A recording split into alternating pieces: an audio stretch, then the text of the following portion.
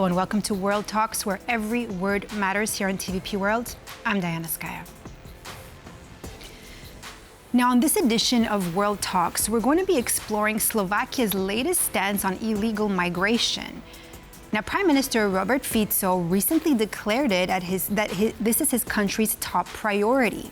Now, joining Hungary and Serbia, Slovakia is now taking steps to strengthen border security, and this amidst growing concerns over rising migration flows as winter slowly approaches. Now, these moves come after key discussions at the EU summit where member states grappled with migration and broader geopolitical crises. Now, to provide more insight into these issues, I'm joined by Ján Michalčák, political scientist, international security expert. Good morning. Good morning, sir. Thank you so much for being with us here this morning on TVP World. Good morning. Sir, so now today the debate over migration will be on the top of the agenda at the EU Parliament. Now, why among many pressing issues, I mean, there's so much going on that the EU has to tackle. Why is migration taking center stage? That's a good question, and unfortunately, I would have to say it's nothing new. Migration has been taking central stage ever since the first migration pressure started around 2015, and a lot of countries, especially in our region, so Central Europe, let's say, are seeing and have been seeing the issue of migration as the top priority. Unfortunately, even though those countries in our region have seen very little to no illegal migration, because if anything, we're transit countries, successive surveys show that people fear migration the most, even more than the economic situation, even more than a possibility of war on the continent. Migration has been top number one for 10 years now. So, if I can interrupt you there for two seconds before you go on, you said something interesting here. Fear migration. Are we talking about citizens living in these EU countries, or are we talking about here the governments who are trying to, and the leaders of these EU countries who are trying to kind of sway in all these laws, from Germany with its border controls and now Hungary and Slovakia? I'm trying to differentiate between these two. Right. Yes, sure. It's kind of a chicken and egg problem, because if you take a look at surveys that actually take a look at what the citizens think and what they fear, for example, Eurobarometer, that shows that migration has been number one. And of course, the governments then use that fear to change, tweak their political platforms and use that fear to, for example, cement the support among their voters. And I'm really convinced that people like Orbán and Fico have done so, have used the issue of migration to lure in, so to speak, more and more voters who are afraid what migration might bring. And don't get me wrong, I'm not saying it's not an issue at all. I'm just saying that given the low numbers of illegal migrants entering the region, the fear is, of course, exaggerated. And because politicians can and also do act as agenda setters, they set the topics that the public talks about by emphasizing the fear. By talking about it, the politicians can then, make the fears even worse. So it's spiraling out of control, basically. Is it possible that the conflict in the Middle East might be adding fuel to the fire, and you have these leaders that are really trying to push through these new migration laws? I mean, we're talking about, of course, the thousands of displaced let's say Palestinians who might soon become refugees and possibly cross into Europe. Could this be a reason, or is that just notwithstanding?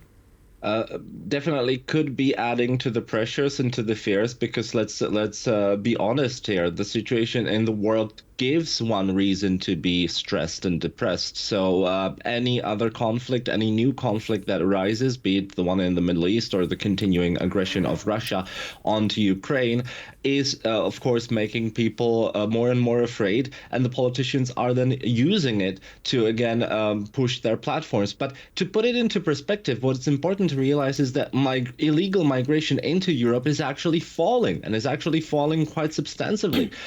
In the last quarter alone, it fell by more than 70%. So, when you face reality, it's not as bad as politicians would like us to believe, because they want to cement their voter support. All right, so about Viktor Orbán said that he proposed setting up EU-funded and operated hotspots in North Africa and other locations for holding asylum seekers until their applications for international protection are approved. Fico also supported the idea of setting up migration hotspots outside the EU. What would actually be the potential advantages and challenges of implementing such a policy, and is it actually realistic? We've seen Italy trying to implement a system similar to that. Obviously, I'm not a lawyer, so I don't want to go into details. But from what I've read in open sources, the implementing such a system is definitely not as easy. And the European Court of Justice and then a court in Rome actually struck down the decision by the Italian authorities to implement a hotspot in Albania. So that was struck down.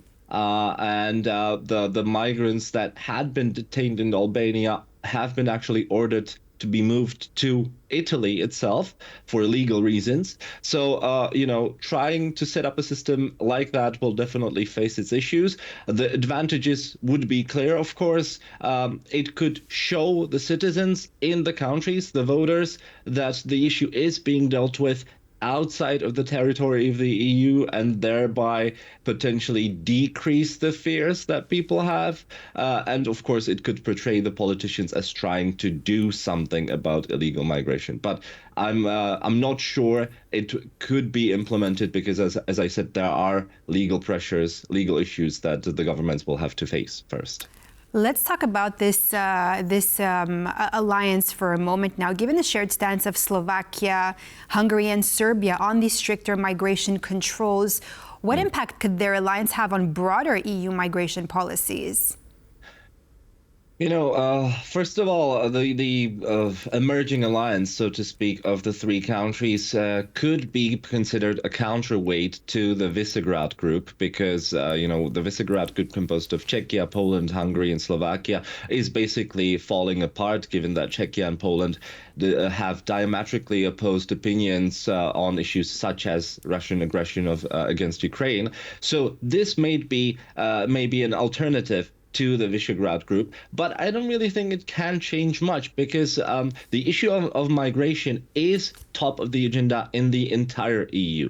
Let's take a look at Germany that has introduced basically non-stop border checks on the internal borders, violating the Schengen spirit, if not the agreement itself. But still, there are continuous border checks because even Germany and even the socialist government in Germany has yielded to pressures by the populations to do something about illegal migration because, as I said, the issue is perceived as the most pressing. So they are not saying anything else than the rest of Europe currently. So that means that they're not able to change anything substantially because it's being done no matter what those countries, agree on at their small meeting. So you mentioned two important points here, the Visegrad Group and Schengen. Let me first take you through the Schengen. Do you think that the result of all these new changes is going to lead to the end of the Schengen values and the laws that were actually first set up?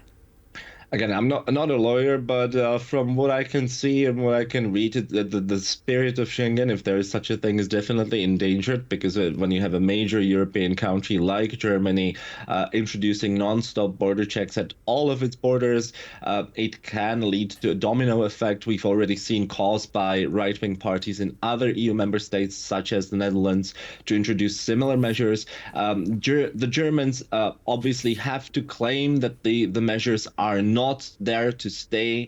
The official stance by the German government is that they want to wait for the new migration pact to come into force, which should happen in 2 years. So we're realistically forced with the possibility of a major European country having non-stop border checks for at least 2 more years, which will increase the pressures even more.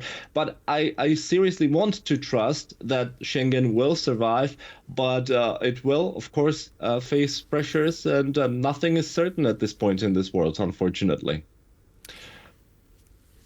So the divergence within the Visegrad Group on the Ukrainian crisis is quite apparent. Now, how does the differing stance on Russia between countries like Hungary and Slovakia, and compared to Poland, of course, and the Czech Republic, like you mentioned, impact the security and diplomatic cohesion of the region?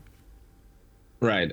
So when we take Czechia and Slovakia as an example, of course, your viewers will know that the two countries used to form one country in recent past. That also means that the countries have had really similar opinions on most of the key issues in international politics since the breakup of Czechoslovakia. So this is quite an important change because the issue of the Russian aggression against Ukraine is number one in terms of international security, of course. So those two countries have been really friendly. There are, really close ties between the citizens of the two countries. So differentiating on such a key issue is a new thing. That's an important change. And I really think that also applies, of course, to Hungary and the rest of, and Czechia or Poland. And for me, I think that the Visegrad Group is dead in all by its name. The leaders of the four countries do not want to officially declare the group, extinct because potentially there could be benefits. If the four countries agree on key issues, the weight of them combined in the EU could be substantial, and they could form either a good legislative initiative or a blocking majority if they decided to cooperate. But so technically the cooperation could be beneficial, but given the climate and given the governments don't see eye to eye on key issues such as Ukraine, it's purely hypothetical, and the Visegrad Group is basically useless at this point. Now, just very briefly, sir, do you see the Bratislava, Budapest, Belgrade format evolving into a long-term political alliance?